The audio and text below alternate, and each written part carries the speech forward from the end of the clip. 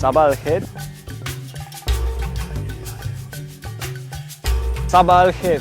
Behind me you can see the pyramids, so that means that we are in Egypt, in Cairo.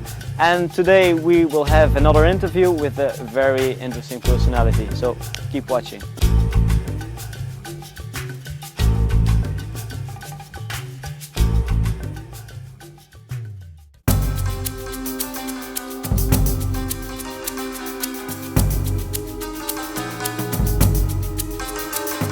Olly Richards has lived and worked in Paris, Tokyo, Doha and recently moved to Cairo.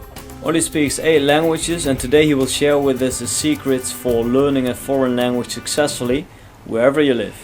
I think for me the life on the street and all the energy from the people and just the kind of chaos and commotion is the most exciting part of being here. People are amazing and everyone's really friendly, they really appreciate foreigners, they really like it when that foreigners come to Egypt and live here. They appreciate the... Isn't it French, Spanish, Portuguese, Japanese, Italian? Well, English as your native language. Arabic, am I missing a language? Yeah, Cantonese. Cantonese, and now you're learning Arabic here. Yeah, Egyptian Arabic, yeah. That must be very easy for you to learn all these languages since you've lived in all those places, right? I mean, these days, when I approach learning a language, the kind of things that I do are not dependent on me actually living in the country at all. Yeah. And I think it can be tempting to think that it's a huge advantage to live in the country, but really it doesn't have to be that way. This is my area, this is my kingdom. Time to jump in a taxi now. Okay. Olly learned Spanish and Portuguese back in London and Cantonese while he was living in Qatar in the Middle East. Thanks to technology, people can learn a language anywhere these days. The most important thing is that you actually do something. You can learn vocab from flashcards and books, improve your speaking skills online with a native speaker, or practice with the taxi drivers if you happen to be in the country of the target language. The number one thing I've learned is I know what works for me now.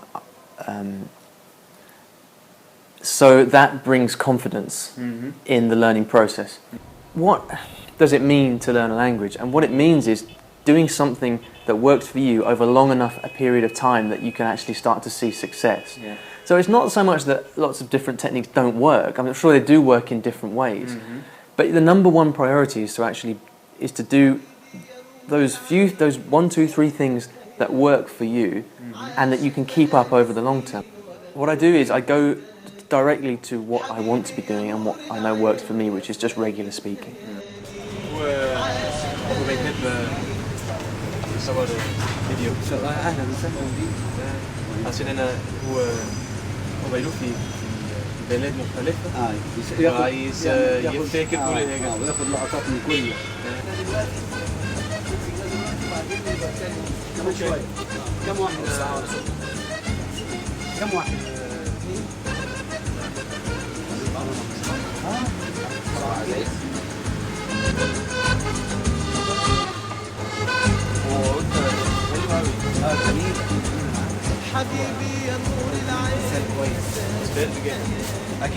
So without this kind of, because I'm not a big fan of taking language classes. I find them slow, inefficient.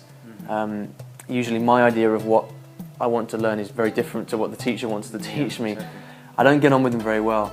So I like to be self-directed, and the most efficient way for me to be self-directed without access to a textbook is to just be speaking with people, with kind of what you might call tutors or informal tutors.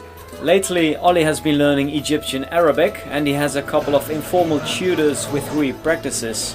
He has these kind of sessions 3 or 4 times per week.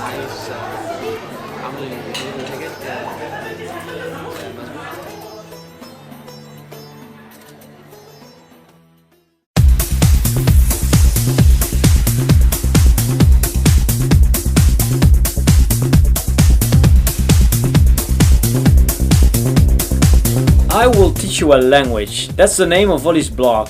On the site he helps people to learn languages by giving clear, actionable advice and strategy that actually work for real people.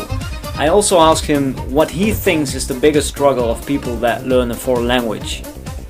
It's the fact that people struggle to have certainty over what they should be doing. They don't know what to do. They don't.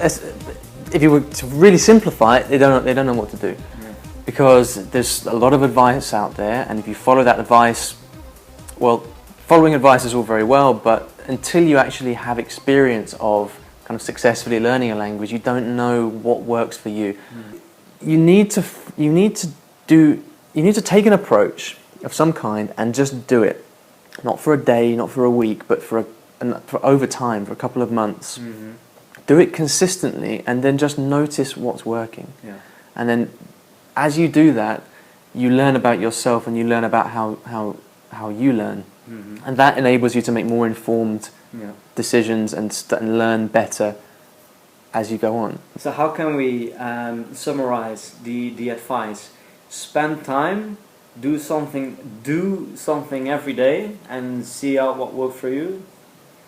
Something like that. You should start a blog. I will teach you a language. 2.0. 2.0, Yeah, exactly.